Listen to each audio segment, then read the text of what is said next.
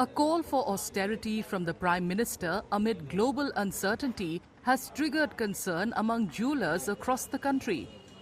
On Sunday, Prime Minister Narendra Modi appealed to citizens to defer buying gold in view of the fact that the precious metal is imported in large quantities to meet demand, putting a strain on the country's foreign exchange reserves.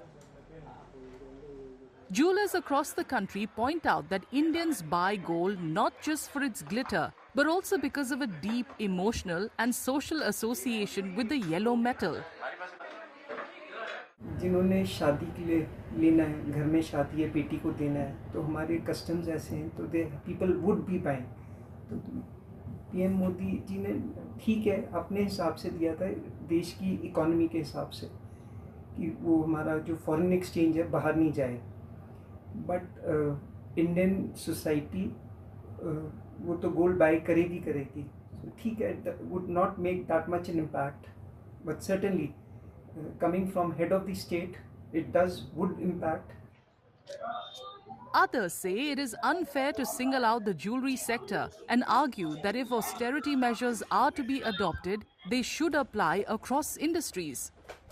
मेरा ये पूछना है सवाल कि अगर देश हित में ही हम बात कर रहे हैं तो क्या हम गाड़ी वालों को, कार मैन्युफैक्चरर्स को 1 साल के लिए गाड़ी नहीं बनाने से रोक सकते हैं? कितने रिसोर्सेज इसमें लग रहे हैं, कितना प्रदूषण इससे हो रहा है, कितना ट्रैफिक इससे हो रहा है. हम उस चीज़ में भी तो ये पहल ले सकते हैं.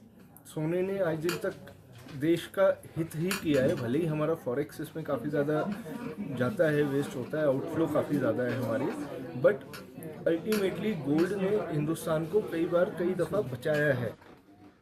Industry bodies and jewelers fear that any decline in demand for gold jewelry could lead to job losses for lakhs of artisans and workers directly or indirectly linked to the sector. क्योंकि ये industry बहुत बड़ी है और अगर साल भर तक अगर कोई ज्वेलरी ना खरीदे तो निश्चित तौर पे जो एक 60 लाख कारागिर पूरे देश भर में है वो क्या करेंगे. उनका एक बड़ा जीवन मरण का प्रश्न आ जाएगा. 40 लाख ऐसे लोग हैं जो डायरेक्टली एम्प्लॉयड है टू ज्वेलर्स, जैसे कि सेल्समैन, सेल्स गर्ल्स, ये लोग इसमें इन्वॉल्व है, वो कहाँ जाएंगे. प्लस इसके साथ ये इंडस्ट्री 70% तक के महिलाओं को रोजगार देता है हमारे यहाँ. इस व्यवसाय को एकदम खत्म नहीं किया जा सकता. उन्होंने बोला है 1 साल तक सोना एकदम ना खरीदें, तो ये तो हमारे व्यवसाय वाले जितने भी लोग हैं, कारीगर है, वो तो सब मर जाएंगे. 1 साल तक पूरे ना खरीदे नहीं बोलना चाहिए था उन्हें. उन्होंने हमें इस तरीके से कोई अपॉर्चुनिटी देना चाहिए कि आप इस तरीके से इस काम को करिए ताकि ये सोनार जो है वो जिंदा भी रहे.